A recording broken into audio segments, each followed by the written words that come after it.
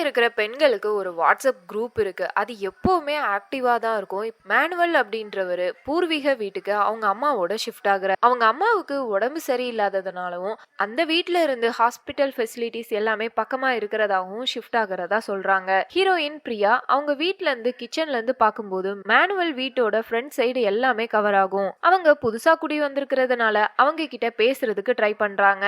ஆனா மேனுவலோட அம்மா சுத்தமா அவங்கள இக்னோர் பண்றாங்க. ஆனா மேனுவல் அப்படி கிடையாது. பக்கத்துல இருக்கிறவங்களோட ஃபேஸ்புக் அக்கவுண்ட் எல்லாத்தையுமே செக் பண்ணி பாக்குறாரு. அது மட்டும் இல்லாம அவங்க வீட்டை சுத்தி இருக்கிற வீட்ல எல்லாமே ஏறி செக் பண்றாங்க. எங்க இருந்து பார்த்தா அவங்களோட வீடு தெரியுது அப்படின்றது எல்லாமே. எல்லாரையும் இன்வைட் பண்ணி அவங்களுக்கு எல்லாம் ட்ரீட் கொடுக்கறேன்ற பேர்ல உடம்பு கறிய அடிச்சு எல்லாத்துக்கும் கொடுக்கறாரு. அந்த டைம்ல யார் யாரெல்லாம் எப்பப்போ வீட்ல இருப்பாங்க இருக்க மாட்டாங்க அப்படின்ற டீடைல் எல்லாமே தெரிஞ்சு வச்சுக்கிறாரு. அந்த வாட்ஸ்அப் குரூப்ல ஸ்டெஃபி அப்படின்ற ஒரு பொண்ணோட ஹஸ்பண்ட் அவங்க கூட இல்ல. அது தெரிஞ்சுக்கிட்ட மேனுவல் அவங்க கூட க்ளோஸா பழக ஆரம்பிக்கிறாங்க. அந்த வாட்ஸ்அப் குரூப்ல என்னெல்லாம் பேசிக்கிறாங்க அப்படின்றதையும் தெரிஞ்சு வச்சுக்கிறாரு. அவரு கலெக்ட் பண்ணி வச்சிருக்கிற இன்ஃபர்மேஷனை அவங்களோட சித்தப்பா கிட்டையும் அவங்களோட பையன் கிட்டையும் ஷேர் பண்றாரு. நம்மளோட பிளானை எக்ஸிக்யூட் பண்ணிடலாம் அப்படின்னு எல்லாமே சொல்றாங்க. ஆனா அது என்ன பிளான் அப்படின்றது யாருக்குமே தெரியாது. ஹீரோயின் பிரியாவுக்கு வெட்டிங் ஆனிவர்சரி வருது. அதை செலிப்ரேட் பண்றதுக்காக குரூப்ல இன்ஃபார்ம் பண்றாங்க. அந்த டேட்டை ஸ்டெஃபி மூலமா தெரிஞ்சுக்கிறாரு மேனுவல். அந்த டேட் அன்னைக்கு தான் நம்மளோட பிளானை எக்ஸிக்யூட் பண்ணணும் அப்படின்னு சொல்லி முடிவு பண்றாங்க எல்லாருமே.